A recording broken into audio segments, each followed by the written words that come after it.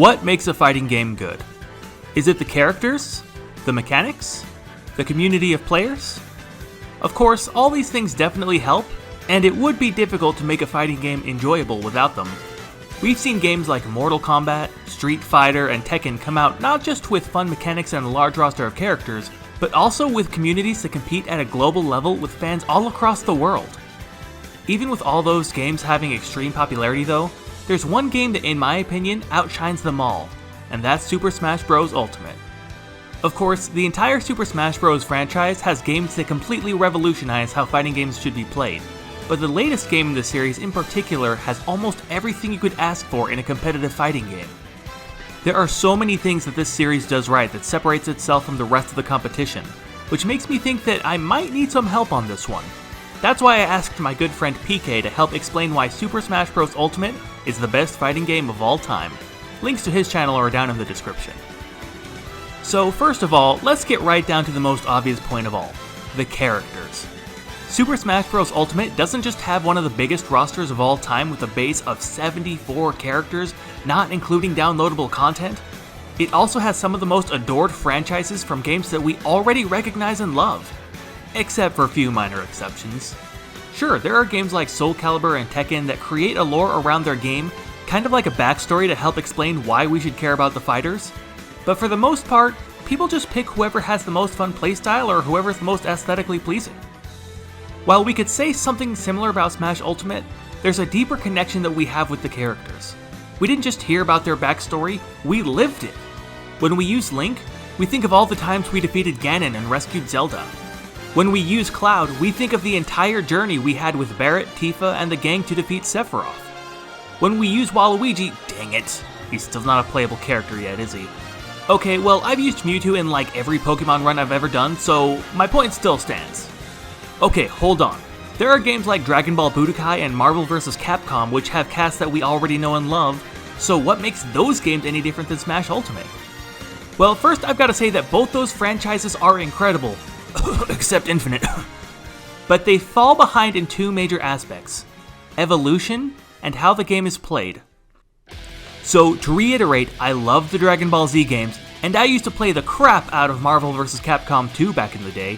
My team was Mega Man, Spider-Man, and Morrigan, just in case anyone wanted to know. The problem with those games, though, was that they were just too similar to the other fighting games that are already out there. Typical fighting games are very linear. We'll talk about the Dragon Ball Z games in a second, and most of them follow the same formula. Use combos and drain the opponent's health bar. This is something that you'll find in Marvel vs. Capcom, Tekken, Street Fighter, and basically every fighting game that exists. Soul Calibur games and Dragon Ball games also allow a ring out feature similar to how Smash works, but for the most part, it's just a bunch of punches and blocks. Super Smash Bros. Completely changed how fighting games could be played. Instead of using a health bar, they use a percentage system which affects the character's knockback, which means that some combos work during the earlier percentages, but they won't work at later percentages. It's more than just trying to pile on the damage. There are 4 blast zones depending on the stage, and there are a variety of ways to push out your opponent. Now let's talk about the Dragon Ball Z games real quick, because I think that they're the second best franchise out there when it comes to fighting games. Budokai and their successors work with a semi-3-dimensional landscape, allowing the player to fly in the air, run in circles around the opponent, and win either from depleting their opponent's health bar or pushing them out of bounds. Where they fall behind Smash, however, is the lack of utility with the air game. See, in Smash, there are 2 ways to fight, on the ground or in the air. But the way the game is created allows the stages to play a much more significant role. Not only are there items and stage hazards for casual players who are looking to have fun with their friends, but there are platforms which allow fighters to mix up their strategies. The characters all have a wide array of attacks designed both for on the ground as well as in the air, including tilts and smash attacks depending on how much you value speed versus power. Now, that's not to say that the air game isn't important in other games. Trust me, I know how many games were played in the air during Marvel vs. Capcom 2. But it creates a more mental game where positioning matters more than ever. There are characters like Little Mac who spend almost the entire match on the ground with heavy punches, but there are also characters like Kirby whose main strengths come from the air, which introduces one of the biggest key mechanics in Smash: recovery. The way a character recovers is yet another tool in a player's arsenal, making their opponents think that much deeper about how they play. If your opponent is using a character like Little Mac, it's pretty safe to jump off the ledge and keep them from getting back on stage. known as edgeguarding. With a character like Bayonetta, however, if you try going after her while she's trying to recover, you'll probably end up missing, taking damage, or losing a stock completely, which brings us into the biggest way that Smash separates itself from other fighting games: the implementation of stocks. So games like Street Fighter use stocks, but they do it in a different way.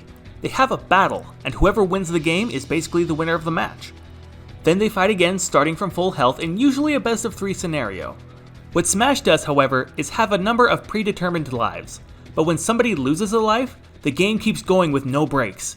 It's a battle to see who can survive the longest before losing all of their stocks, which means that whoever has the early advantage has to worry about keeping their lead, since the tide can turn very easily in the other player's favor.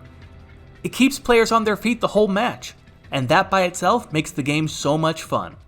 I've done enough ragging on other fighting games though. PK, what makes Smash so special?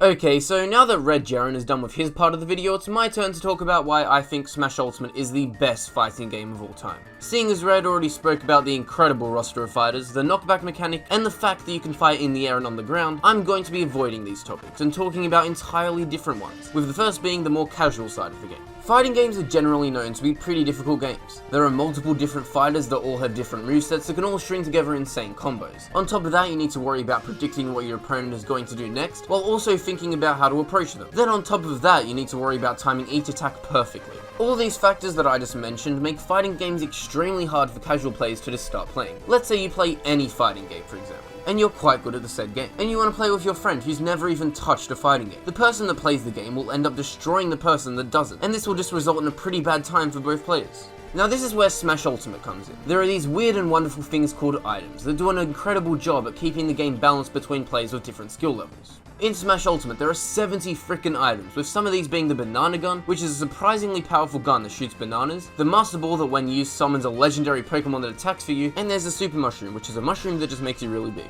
If you choose to fight with items on, all these items will randomly spawn anywhere on the stage throughout the match, and they really mess with the match. 1 minute someone could have a slight lead, then bam, a Master Ball spawns right next to the other player, Kyogre pops out, and now the player that was once winning is about to lose. Most other fighting games such as Tekken, Street Fighter, and Mortal Kombat are all one-on-one fights, which works great. It makes for a really competitive game. However, Smash Ultimate allows up to 8 players to all verse each other. Now these 8-man fights just make for such a hectic and fun time that no other fighting game can even come close to making. Like in Ultimate, you can literally get 8 of the most iconic video game characters ever to fight against each other. That just can't happen in any other game. For the past minute or so, I've been talking about why Ultimate is great for casual players. However, Ultimate also makes for a great competitive game that has a pretty large competitive scene, considering Nintendo haven't done too much to support it. The insanely large roster allows for each player to find a character that they truly enjoy playing as, and yes, like most fighting games, there are characters that are much more powerful than others. However, if you want to play as a fighter that isn't in the SSS tier, you can still do well, you'll just have to work harder. Currently, because of the pandemic, there aren't too many in-person events happening, which really does suck. However, there are countless online tournaments that are not only open to anyone, but most of them are free as well. Just looking at the numbers shows how popular the competitive scene for Smash Ultimate truly is. At EVO 2019, it was the most popular game, and at Super Smash Con in 2019, there were over 2,700 entrants. Now these numbers are both from in-person tournaments in 2019, as that's the last time major in-person tournaments happened, and since then, the competitive scene has only grew in popularity. And with all that said, it's just about the end of the video. Let us know whether or not you agree with us in the comments, leave a like if you enjoyed, and be sure to subscribe to both of our channels for more Smash Bros related videos. And yeah, thanks for watching.